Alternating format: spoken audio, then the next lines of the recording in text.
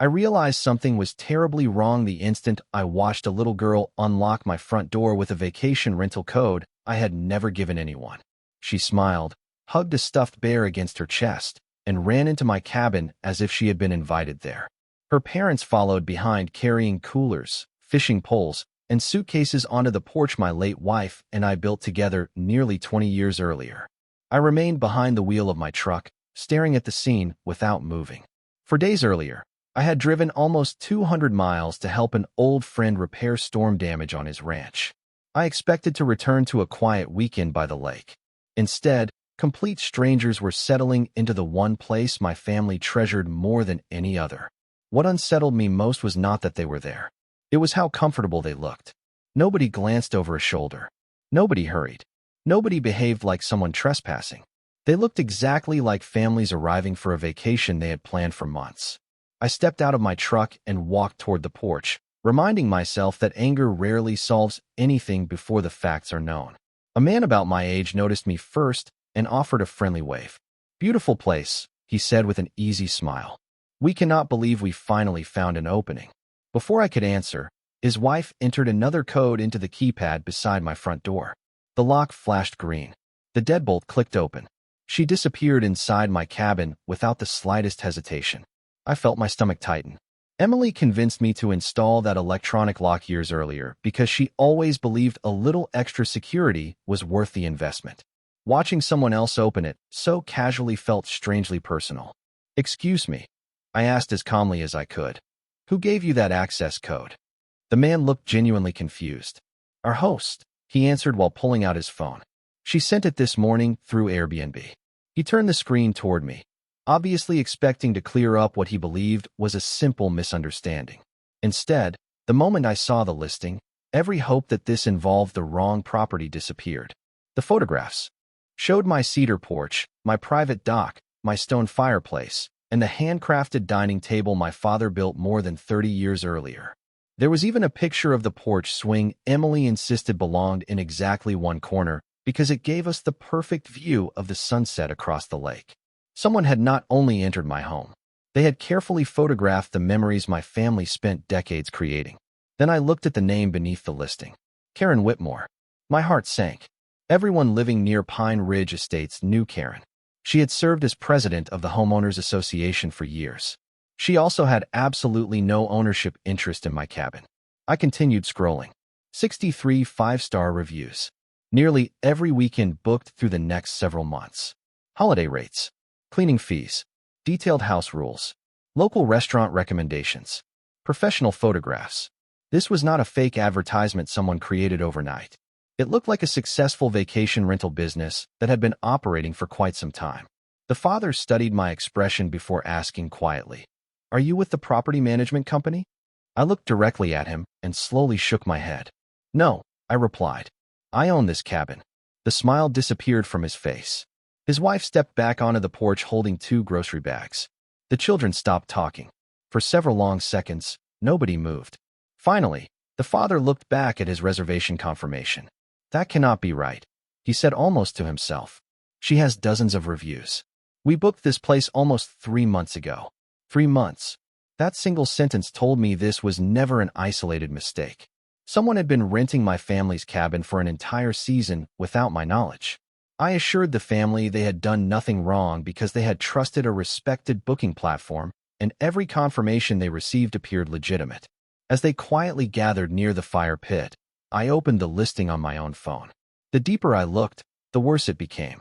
There were descriptions of rooms inside my home, recommendations for using my dock, photographs of heirlooms that had never been shared publicly, and glowing reviews thanking Karen for another unforgettable stay.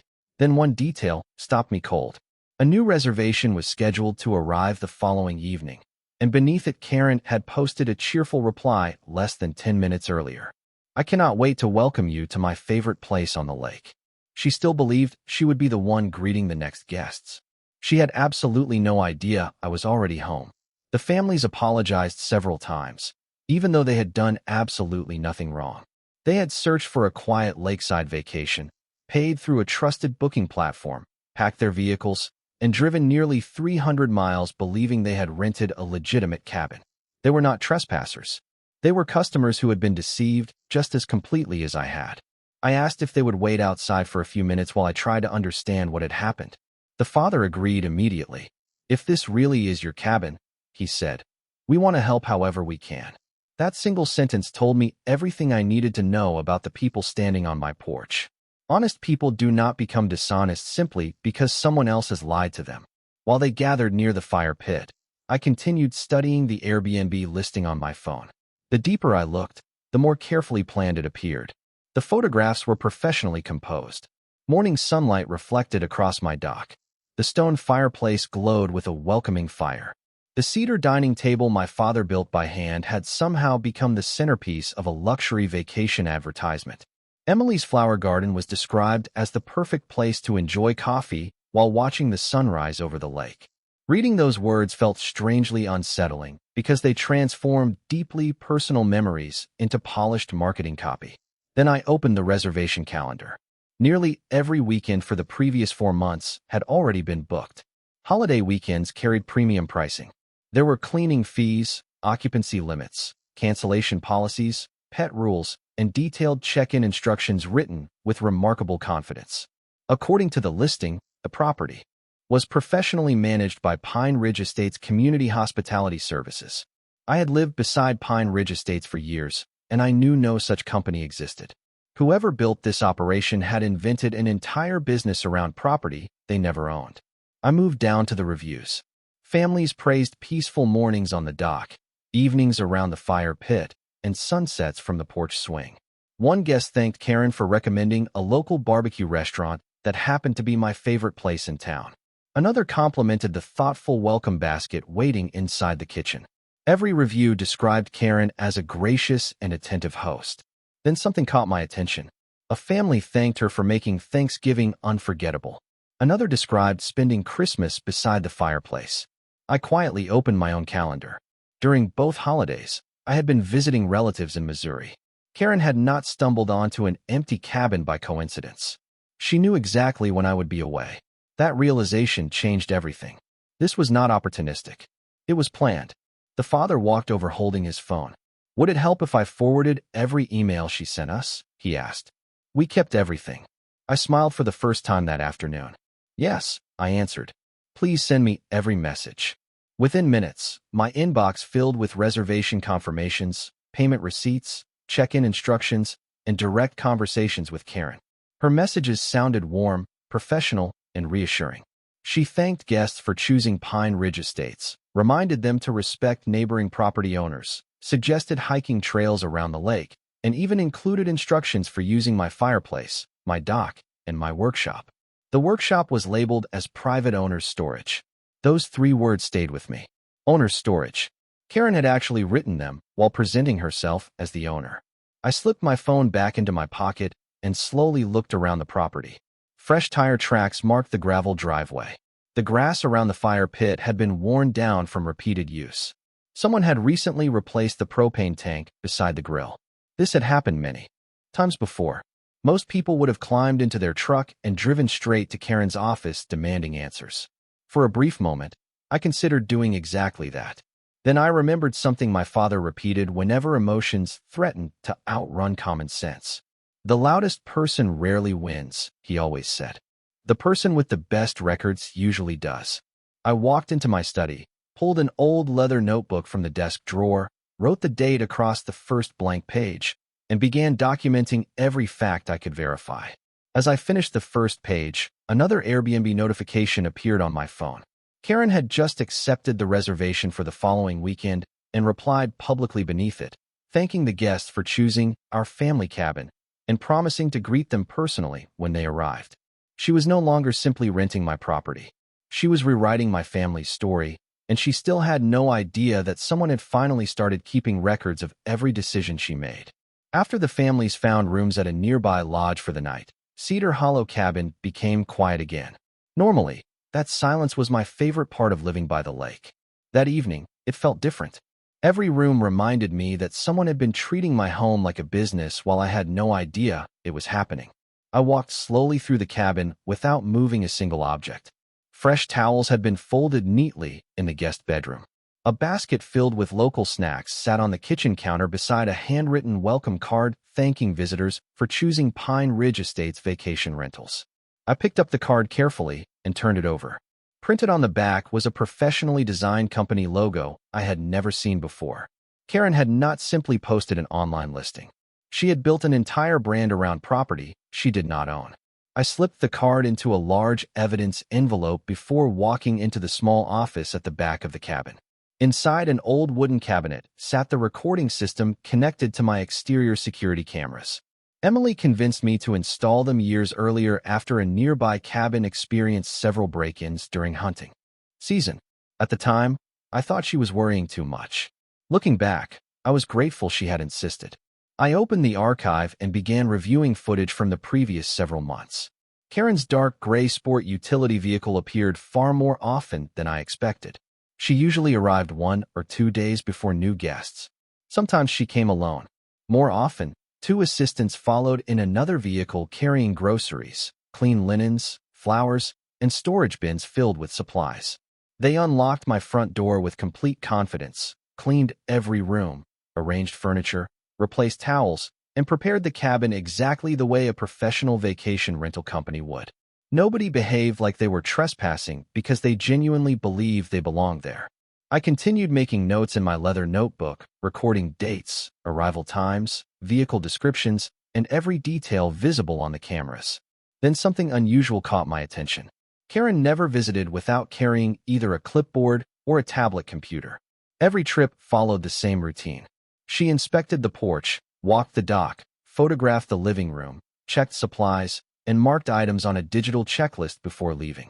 During one recording, she briefly turned the tablet toward one of her assistants while discussing something near the front steps.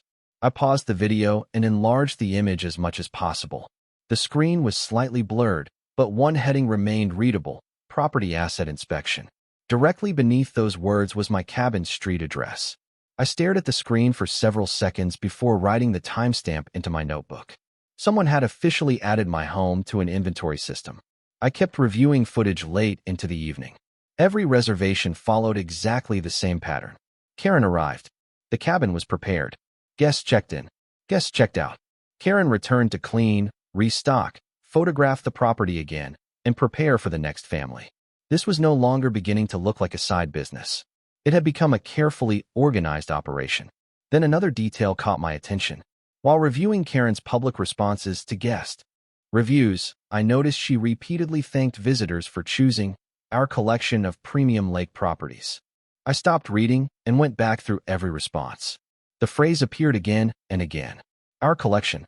I knew every privately owned cabin within 5 miles of mine, and none of my neighbors had ever mentioned a community rental program. Either Karen was exaggerating to make her listing appear more successful, or there were other owners who had no idea their properties were being represented the same way. That possibility concerned me even more than everything I had already discovered. Before I could think much further, another notification appeared from the smart lock application. Curious, I opened the complete access history. Thousands of entries appeared, each marked with an exact date and time. Most belonged to me. Then I noticed something I had completely forgotten. Nearly 2 years earlier, while repairing part of the dock, I created a temporary contractor code that should have expired automatically after 1 week. Instead, a failed software update after a power outage had left the code active without my knowledge. Karen had not forced her way into my cabin. She had discovered an old contractor code that never properly expired and quietly decided to treat that accident as permanent permission. I leaned back in my chair and looked around the room. Some people mistake opportunity for authority. Karen clearly believed that because a door opened, everything behind it somehow belonged to her. What she failed to understand was that every electronic entry, every security recording, every reservation confirmation, every guest review, every message she sent, and now even her own public claims about managing multiple properties had quietly documented her decisions one step at a time. She believed she had spent months building a successful vacation rental business. Without realizing it, she had also spent those same months creating one of the strongest evidence files I had ever seen. And if my suspicion about those other properties turned out to be true, my cabin might only be the beginning. Sleep came only in short stretches that night. Every time I closed my eyes, I pictured families gathering around my fireplace, drinking coffee on my porch, and watching sunsets from the dock my father and I rebuilt together years earlier, all while believing someone else had welcomed them there. Before sunrise, I made a cup of black coffee and stepped onto the porch. A thin layer of mist drifted across the lake, softening the shoreline until everything looked exactly the way it had for decades. The cedar trees stood perfectly still. The dock reached quietly into the water. A pair of geese floated past without making much noise. From a distance, nothing about the cabin had changed. Only I knew how many strangers had unknowingly spent weekends inside those walls over the past several months. Standing there, I finally understood why discovering the Airbnb listing had affected me so deeply. It was never about the money Karen had collected. It was about something far more personal. She had quietly taken ownership of my family's story without ever earning the right to tell it. Cedar Hollow Cabin had never been an investment property. My parents started building it in the late 1970s after years of saving every extra dollar they could. My father worked long shifts at the paper mill during the week before driving to the property every Friday evening with a truck full of lumber. My mother painted every room herself because hiring professionals simply was not an option. As a teenager, I spent countless weekends hauling stones from the lakeshore while my father carefully built the fireplace one rock at a time. Every beam overhead, every floorboard beneath my feet, and every window overlooking the lake carried a memory connected to someone I loved. After my parents passed away, Emily gave the cabin an entirely different kind of life. She planted the wildflowers lining the front walk because she believed every home should welcome visitors before they even reached the front door. She chose the blue shutters because they reminded her of the lake on crisp autumn mornings. She insisted we hang the cedar porch swing in exactly one place because it offered the perfect view of the sunset. Even after cancer took her 8 years. Earlier, I never found the heart to change anything. Her quilt still rested across the living room sofa. Her handwritten recipe cards remained inside the same kitchen drawer. The rocking chair still faced the water because every time I thought about moving it, I could almost hear her telling me it already belonged exactly where it was. That was why Karen's listing felt so deeply personal. She had not simply rented an empty cabin. She had unknowingly invited strangers into moments that belonged to my family alone. Guests admired furniture my father built with his own hands. They complimented flowers Emily planted one quiet spring afternoon.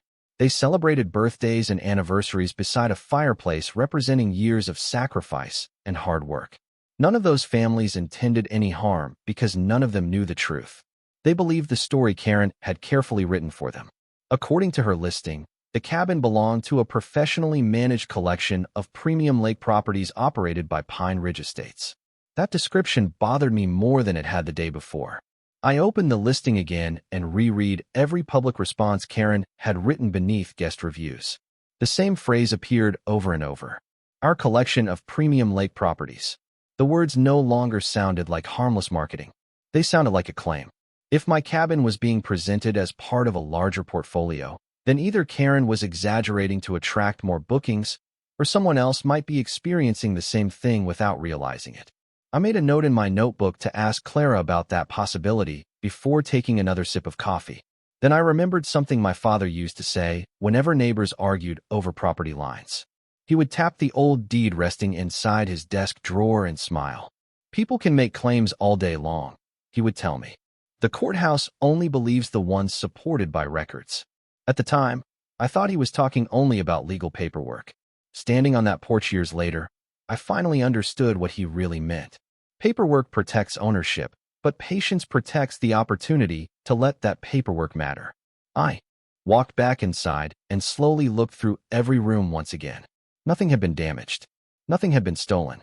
Yet everything somehow felt different because I now knew how many people had unknowingly walked through those rooms believing someone else had the authority to welcome them. Karen could create polished advertisements, glowing reviews, beautiful photographs, and convincing stories. She could persuade strangers that she managed an entire collection of cabins. But if there were other properties involved, then my family's cabin might not be the only one waiting for the truth to catch up with it. That possibility stayed with me all morning, and before leaving for town, I folded one more empty evidence folder into my briefcase because I had a feeling the story was about to become much larger than a single cabin by the lake. Early Monday morning, I loaded 2 thick folders into my truck and drove into town. One contained everything I had gathered over the weekend, including archived screenshots, reservation confirmations, payment receipts, smart lock logs, security camera timestamps, and every page from the notebook I had carefully organized. The second folder contained something my father always considered even more important than evidence collected after a problem appeared. It held the original deed, certified survey maps, decades of property tax records, insurance policies, utility statements, and every legal document tracing Cedar Hollow Cabin from my parents to me. He always believed the best time to organize paperwork was years before anyone ever needed it. My destination was a small brick office overlooking the county courthouse where Clara Bennett had practiced real estate law for more than 30 years. Around our county, people often joke that if Clara could not untangle a property dispute, the disagreement probably belonged in a history book instead of a courtroom. She greeted me warmly, but her expression changed the moment she saw the folders under my arm. "That looks like more than a boundary disagreement," she said. "I think it became more than that several months ago," I replied. She invited me into her conference room, spread every document across the table, and spent nearly 40 minutes reading without interruption. She examined the Airbnb listing, archived screenshots, reservation history, guest messages, payment confirmations, security camera images, smart lock access logs, and every handwritten note I had organized by date. Occasionally, she placed a colored tab on a page or highlighted a sentence, but she never interrupted the timeline. When she reached the final document, she folded her hands and looked directly at me. "Daniel," she said quietly, "this is not simply someone using your property without permission. This appears to be an ongoing commercial operation built around property they never owned."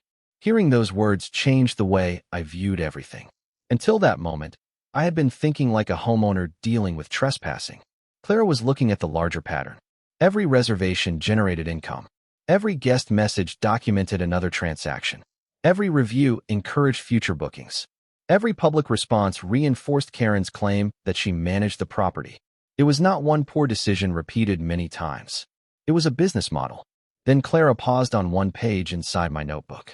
"Tell me about this phrase," she said, pointing to the words "our collection of premium lake properties." I explained how I kept seeing it repeated beneath guest reviews. Clara leaned back thoughtfully. "That may become important," she said. "Either it is exaggerated marketing or someone is representing additional properties the same way. We cannot assume either one yet, but we should not ignore it." She wrote a separate note and placed it in a new folder labeled Additional Properties. That single folder immediately caught my attention because it suggested the story might extend beyond my cabin. She then asked the question I had expected from the beginning. "Have you contacted Karen?" "No," I answered. Clara smiled slightly. "Good. The quickest way to weaken a case is to warn someone before they finish documenting it themselves." She divided everything into organized sections. Ownership records went into one folder, reservation documents into another, security footage and electronic access logs into a third, guest communications into a fourth. Finally, she asked me to reopen the Airbnb listing on my phone. Together, we reviewed every detail again, including nightly rates, cleaning fees, cancellation policies, occupancy limits, automated welcome messages, and every public response Karen had written beneath guest reviews. Everything carried timestamps. Everything documented another decision. Clara pointed toward the earliest reviews. "Do not focus on what the guests wrote," she said. "Focus on how long this has been happening." I looked more closely. The oldest reviews stretched back almost 5 months. Families described autumn fishing trips, Thanksgiving dinners, Christmas mornings, and spring weekends beside the lake. Karen had not built this operation in a few weeks. She had quietly expanded it over an entire season. Before I left, Clara handed me a single sheet of paper with 5 instructions written neatly across the top. "Do not contact Airbnb. Do not confront Karen. Do not change the electronic lock. Preserve every active record exactly as it exists today. And if you notice anything connecting another property to this operation, document it before doing anything else." I looked at the list before asking the obvious question. "You think there could be other owners?" Clara closed the folder, marked additional properties. I think we should let the evidence answer that question. As I stepped outside, my phone vibrated with another Airbnb notification. Karen had just accepted a new reservation for the coming weekend. Moments later, she publicly thanked the guests for choosing one of our favorite lake retreats and promised to welcome them personally. I stared at those words for several seconds. If that message was only advertising, it was careless.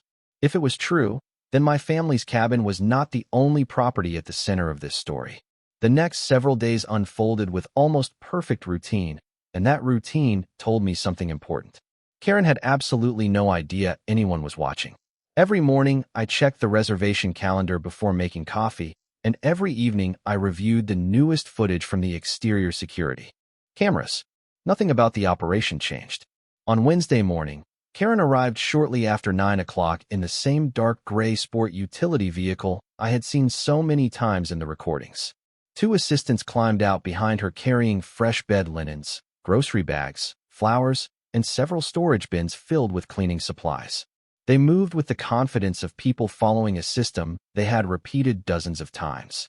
One assistant swept the porch while the other carried clean towels into the bedrooms.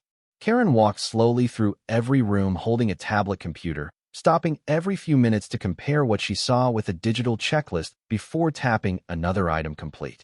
From the camera overlooking the driveway, I watched her straighten framed photographs, arrange pillows on the sofa, refill the welcome basket on the kitchen counter, and replace fresh flowers beside Emily's old recipe box. She treated my family's cabin exactly the way a hotel manager would prepare a luxury suite before new guests arrived.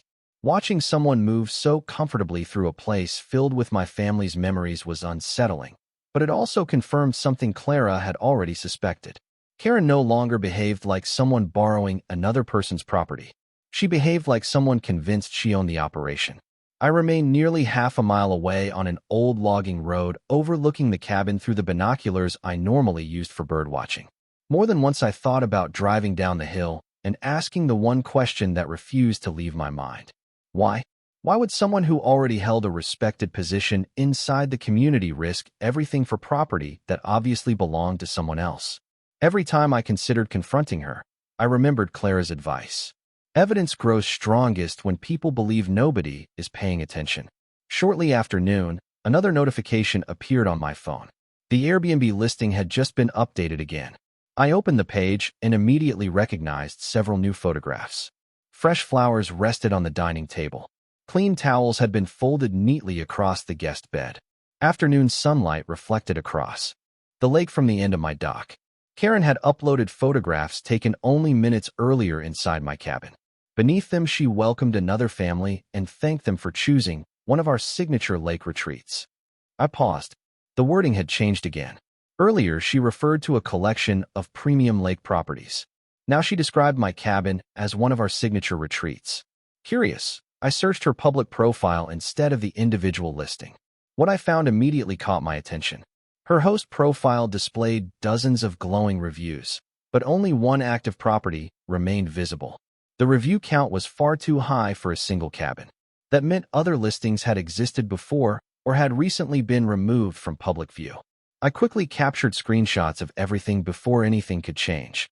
Then I noticed another recent public response beneath a guest review. Karen thanked a returning family for visiting another one of our lake homes the previous autumn and said she hoped they would continue exploring the rest of the collection in the future. I read the sentence twice. It was the first time she openly suggested repeat guests had stayed at multiple properties connected to the same operation. I immediately forwarded the screenshots to Clara. Less than 10 minutes later, my phone rang. "Do not assume anything yet," she said calmly, "but preserve every one of those screenshots. If additional listings existed, we need to know whether they belong to willing owners or whether someone else is about to discover exactly what you discovered." Before ending the call, Clara told me something she had quietly arranged that morning.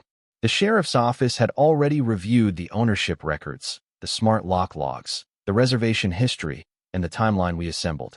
The deputies understood that the arriving guests were innocent and that our goal remained exactly the same. Protect the guests. Protect the evidence.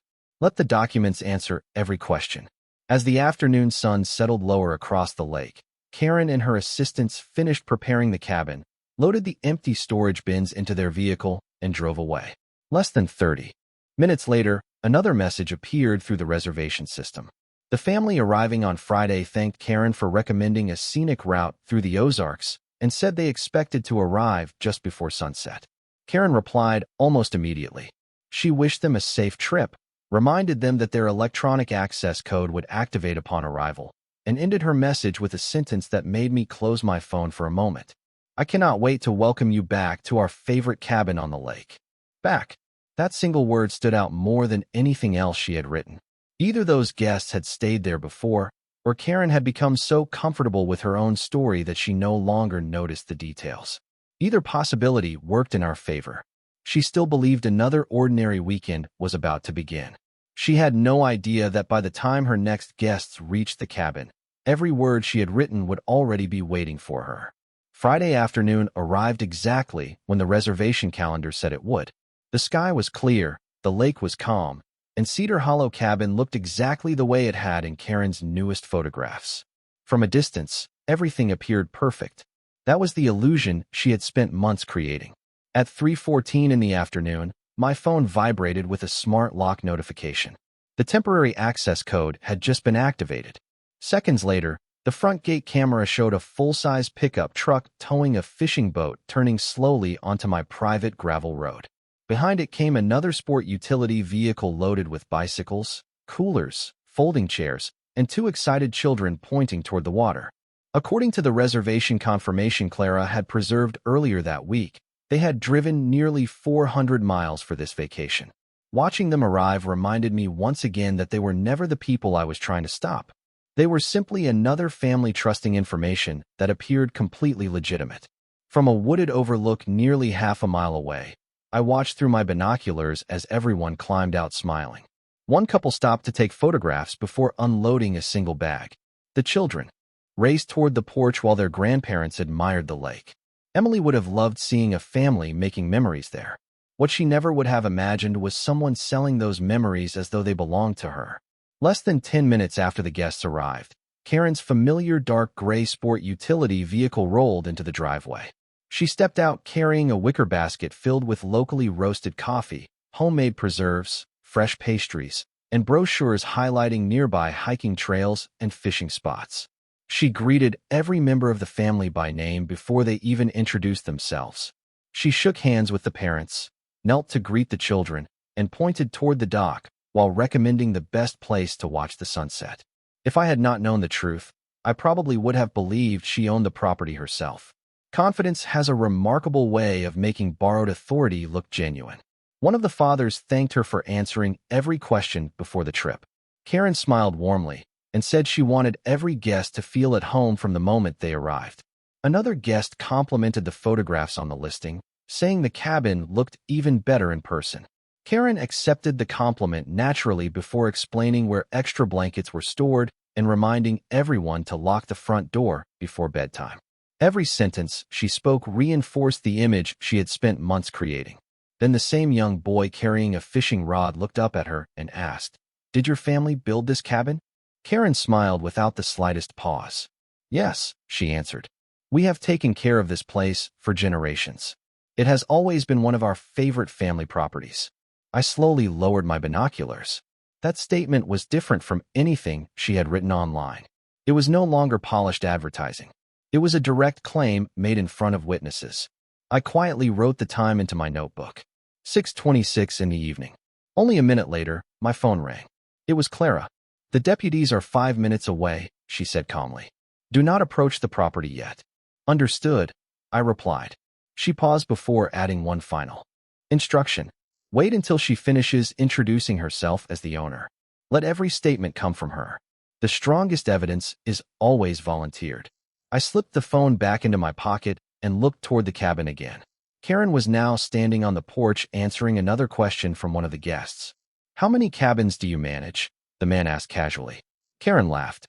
"We have been expanding every year," she replied. "People keep coming back because they know they can trust us." She had just repeated the same story she had been telling online. Only this time she said it in front of multiple independent witnesses. Clara had been right. There was no reason to interrupt her. Every confident answer only made the timeline stronger.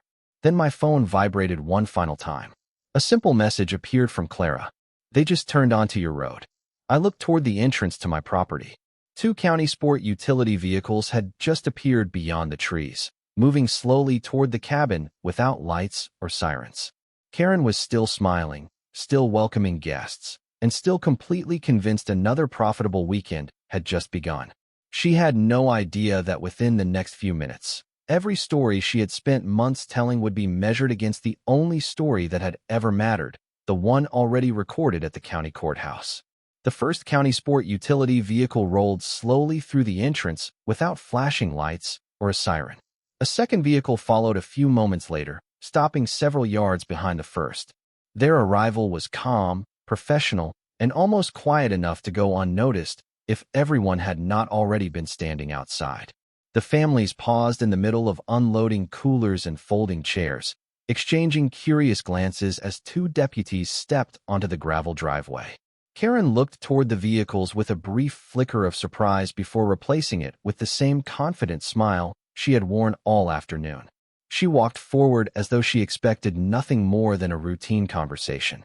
I remained several steps behind the deputies as they approached the porch. One of them greeted everyone politely before speaking in an even voice. Good evening.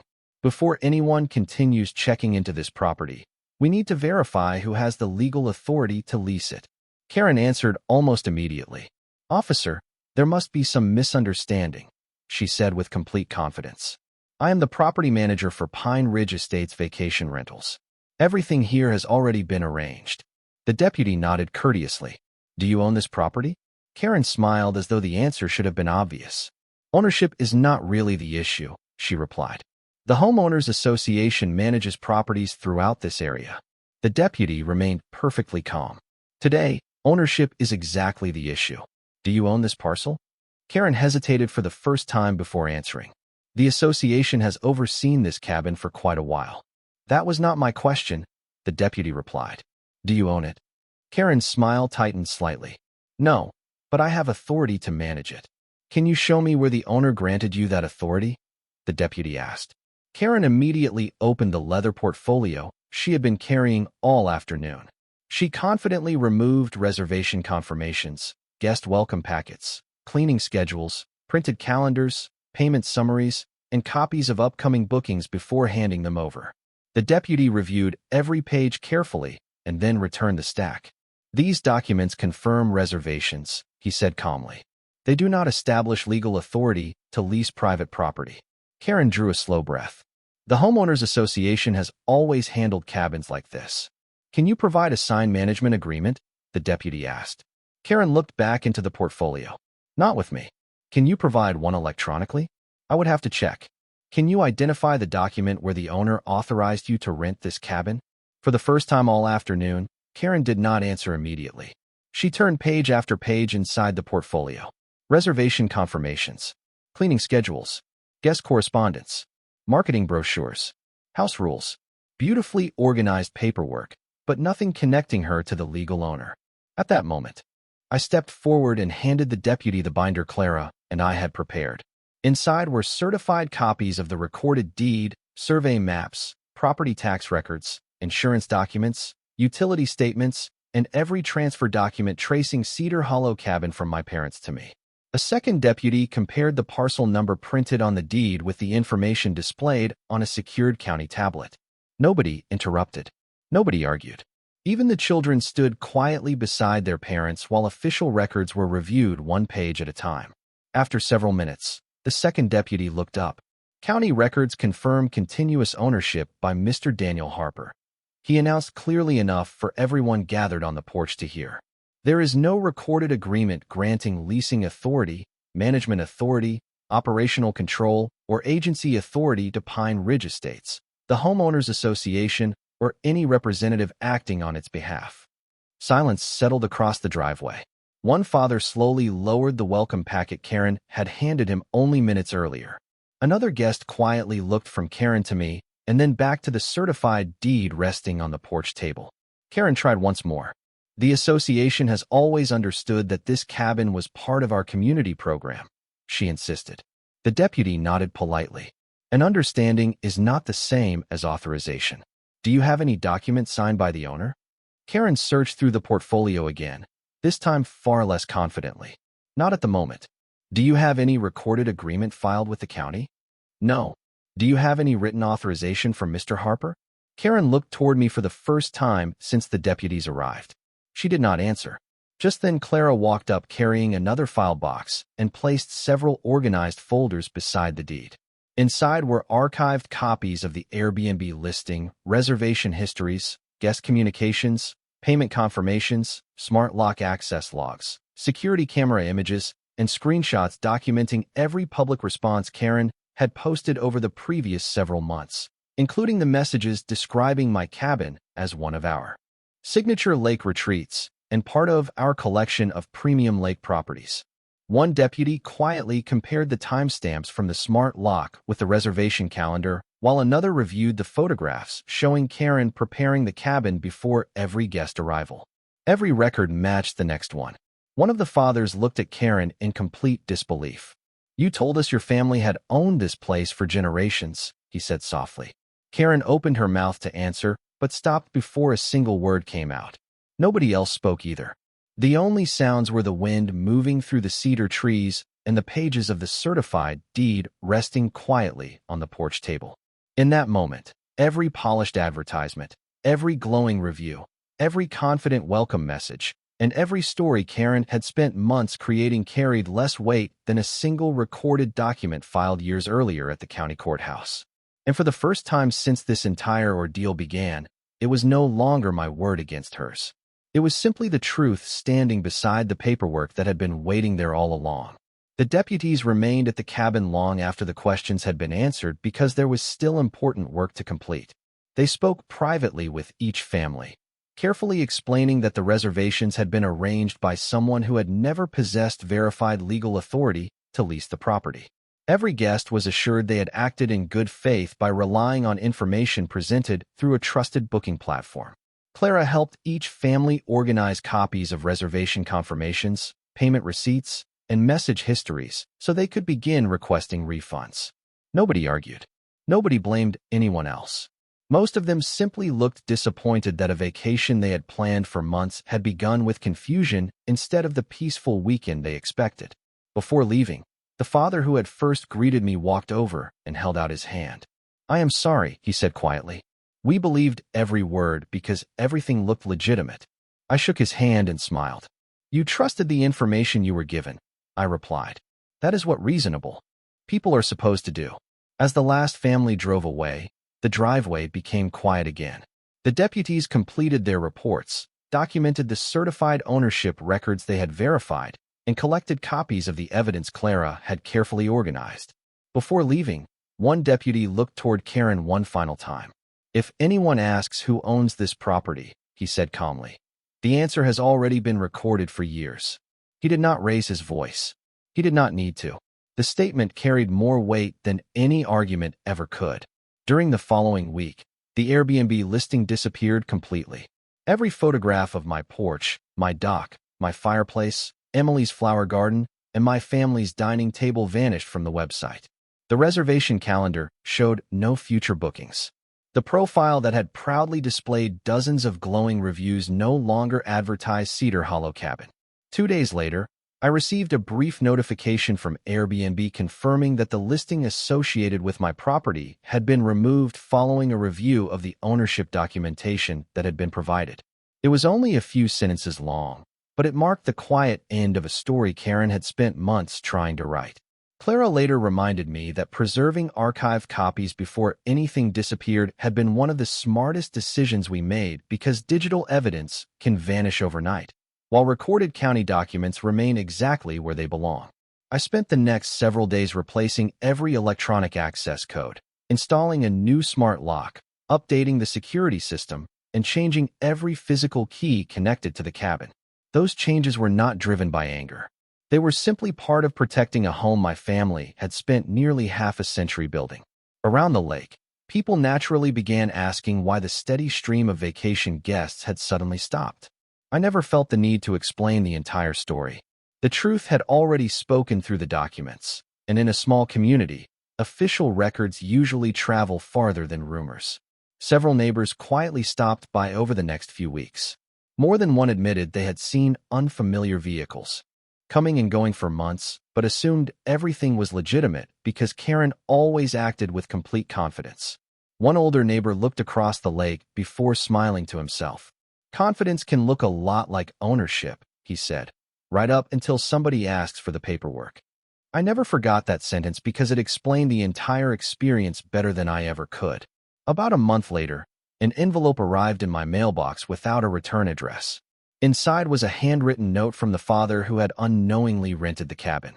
He thanked me for treating his family with kindness during an embarrassing situation, apologized once again for something that had never truly been his fault, and enclosed a photograph his young daughter had taken of the sunset before they left that evening.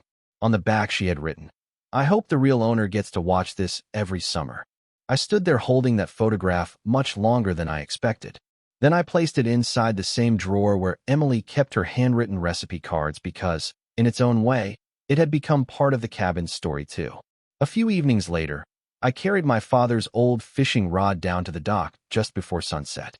The water reflected the orange sky exactly the way it had when I was a boy sitting beside him on those same weathered boards. Emily's wildflowers still lined the front walk. The porch swing still faced the lake because I finally understood why she never wanted it anywhere else. Standing there, I realized the greatest thing I recovered had nothing to do with canceled reservations or lost rental income. I recovered the quiet certainty that every memory inside that cabin remained exactly where it belonged. My parents built that home one paycheck at a time. Emily filled it with warmth no advertisement could ever reproduce. My responsibility had never been to win an argument. It had simply been to protect the place they trusted me to preserve. Looking back now, I often remember something my father said every time he placed another property document into his old filing cabinet. "People can tell any story they want," he would say. "The courthouse only remembers the truth." At the time, I thought he was talking about paperwork. Now I understand he was talking about patience, honesty, and the quiet confidence that comes from never needing to pretend something is yours when it already is. Karen spent months building an impressive business around a story she invented. My family spent nearly 50 years building a life around the truth. When those two stories were finally measured against each other, only one of them had ever been supported by the records, and in the end, those records quietly spoke for everyone who no longer needed to say another word.